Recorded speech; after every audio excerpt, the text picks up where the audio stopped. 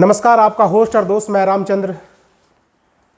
आज एक ऐसे टॉपिक पर बात करेंगे जो साइबर का गॉड फादर कहे जाने वाले जामताड़ा के कर्माटाड़, जिसकी जगत जननी है, उसके मास्टरमाइंड सीताराम मंडल पुलिस की हिरासत में आ चुका है। उसे पकड़कर आंध्र प्रदेश पुलिस ले गई। इसके पहले आप मेरा चैनल देख रहे हैं, लाइक करें, सब्सक्राइब करें और शेयर जरूर कर दें।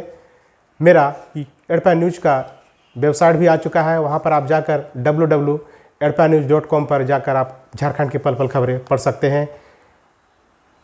आप मेरे चैनल में बने रहें, सब्सक्राइब करें ताकि मैं एक अच्छे से अच्छे घटनाओं के बारे में बताऊंगा और जो भी जानकारी है मेरे द्वारा वो दी जाएगी, वो मैं आपको बताऊंगा। साइबर का गॉडफादर, ये पीले रंग के घेरे में जो मैं अंकित किया हूँ, ये है सीताराम मंडल। इसको आंध्र प्रदेश पुलिस 25 अगस्त को पकड़ कर ले गई है। इस पे हज़ारों केस दर्ज हैं, हज़ारों नहीं सैकड़ों केस दर्ज हैं। ये वही गॉडफादर है जिन्होंने पूरे जामताड़ा जिला और कर्माटाड़ को मशहूर कर दिया है। 2 साल पहले आपने एक जामताड़ा वेब सीरीज देखी होगी, उसमें जो जिक्र है इस व्यक्ति के इर्द गिर्द, इसके द्वारा घटित घटनाओं के माध्यम से ही जितने भी स्क्रिप्टें लिखी गई वो आपने जामताड़ा के वेब सीरीज में देखा होगा। चलिए बात करते हैं। 9th क्लास पढ़ा हुआ ये व्यक्ति 2007 में मुंबई जाता है, वहाँ वेटर का काम करता है। वहाँ पर विदेश से आए हुए साइबर हैकरों से इसकी बात होती है। इतनी खातिरदारी साइबर हैकरों की इन्होंने की कि इन्होंने गुरु दक्षिणा के बदले में सीताराम मंडल को एक मोबाइल से रिचार्ज के नाम पर साइबर हैकिंग करने का इसको धंधा सिखा दिया। पहले ये लड़का सीताराम मंडल है, इसकी उम्र अभी 35 या 40 के बीच में उम्र है। मैंने इससे कल बात किया। ये लड़का बहुत शातिर है, देखने में साधारण है लेकिन काम इसके बड़े बड़े होते हैं। अच्छे पढ़े लिखे को इन्होंने धूल चटा रखा है और मूर्ख भी बना रखा है।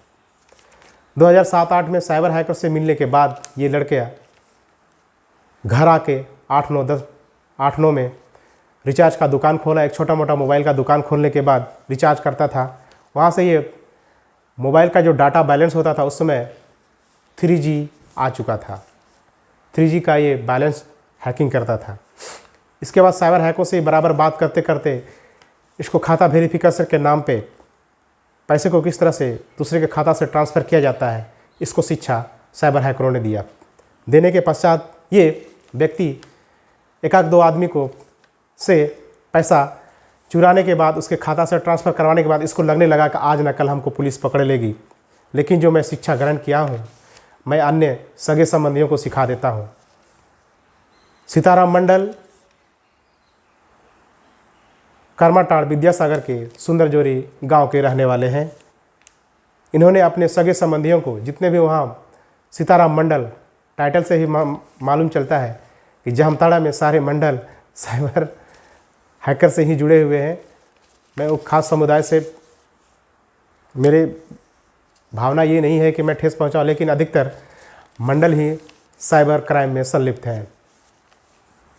इन्हें अपने सगे संबंधियों को साइबर क्राइम का शिक्षा दिया और आज वर्तमान में 2021 में साइबर क्राइम का अड्डा जामताड़ा, धनबाद,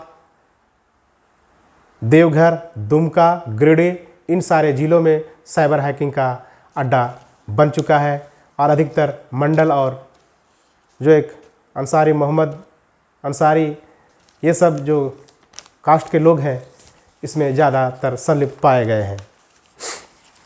ये व्यक्ति सीखने के बाद सबसे पहला जामताड़ा ज़िले में साइबर क्राइम 2010 में पकड़ में आया। उस समय बहुत कम ही लोग ऐसे जानते थे कि साइबर क्राइम भी कोई क्राइम होता है। धीरे धीरे इसकी जड़ें गहराती गई। कर्माटाड़ से, जामताड़ा से ये निकलकर बगल के ज़िले गिरिडीह में ये पहुंच गई, देवघर चली गई और दुमका में भी ये अपना पांव पसार चुका है।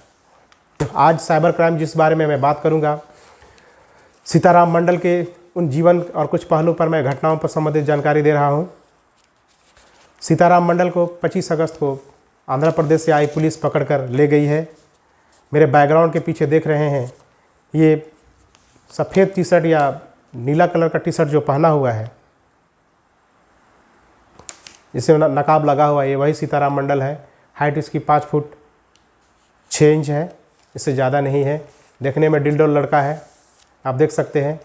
अब मैं इसके केस के बारे में जिक्र करूंगा जो इनके पास इसके ऊपर केस किया गया है। बहुत सारे केस हैं साइबर क्राइम से संबंधित। आंध्र प्रदेश पुलिस 25 अगस्त को आती है जामताड़ा के साइबर थाना में और इसको पकड़ कर ले जाती है। मैं प्रेस कॉन्फ्रेंस से कुछ संबंधित बातें हैं जो मैं आपको बताऊंगा, इसके बारे में जानकारी दूंगा जो आपको इससे कैसे बचा जा सकेगा। पहले प्रेस कॉन्फ्रेंस में जो हमको सूचनाएं मिली है उसके मैं पढ़कर मैं सुना दूं।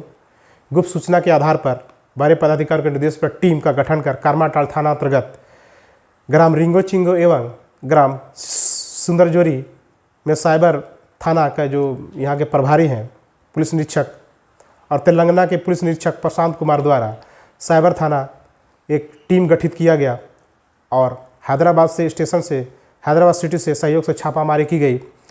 पहले सीताराम मंडल का आपराधिक इतिहास में बता दूं, इस पर कितने केस दर्ज हैं। पहले मैं जामताड़ा का जिक्र करूंगा। जामताड़ा में 39/19 दर्ज है इस पर केस। दूसरा कांड है 54/19 जामताड़ा में ही दर्ज है। 13/21 जामताड़ा में दर्ज है।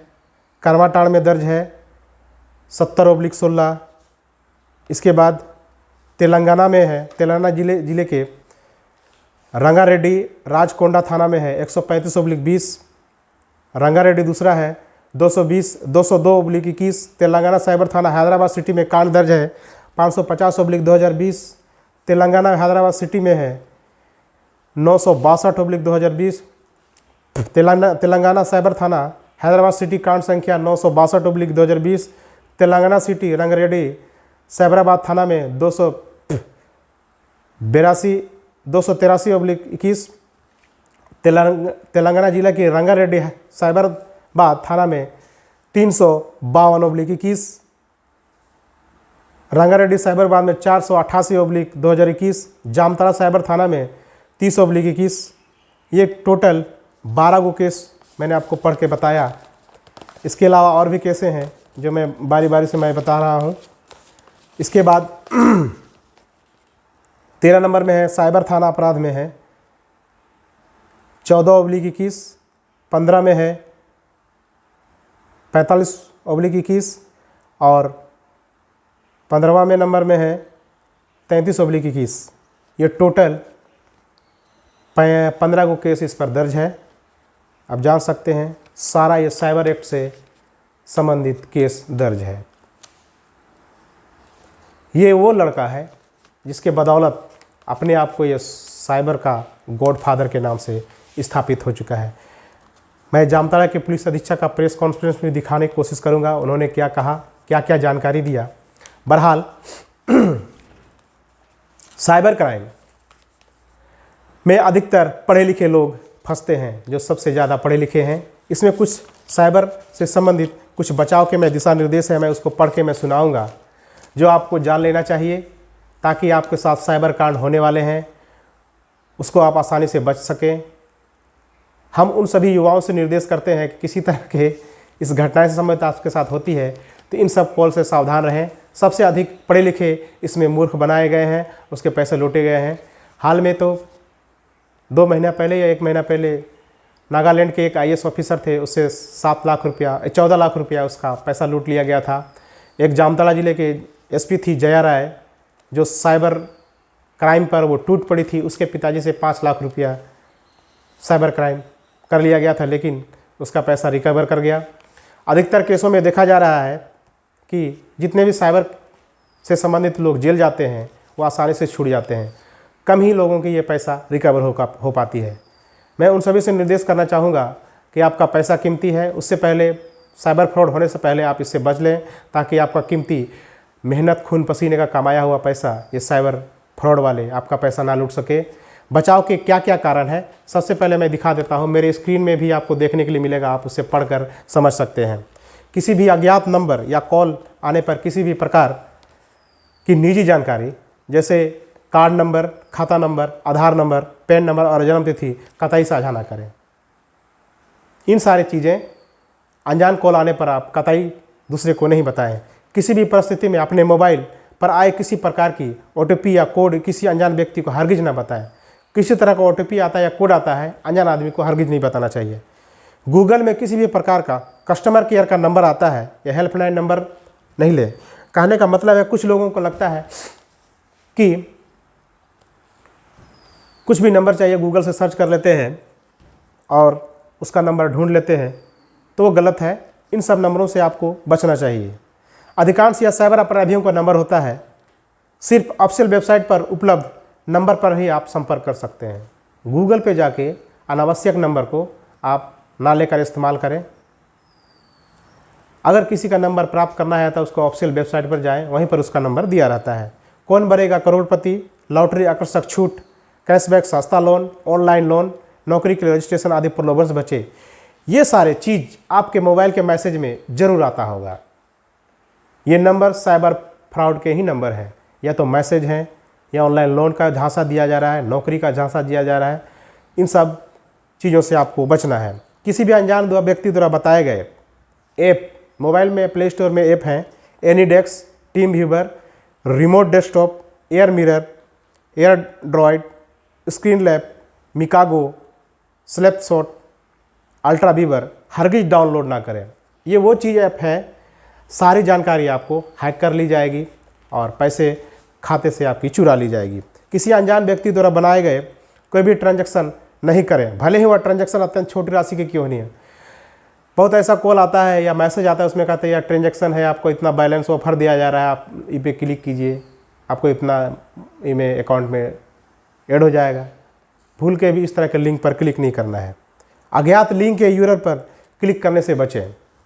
Social media platform Facebook, WhatsApp आदि पर निजी अथवा पारिवारिक जानकारी या फोटोग्राफ आदि देने से बचें। किसी को, अनजान आदमी को फोटोग्राफ शेयर नहीं करना चाहिए।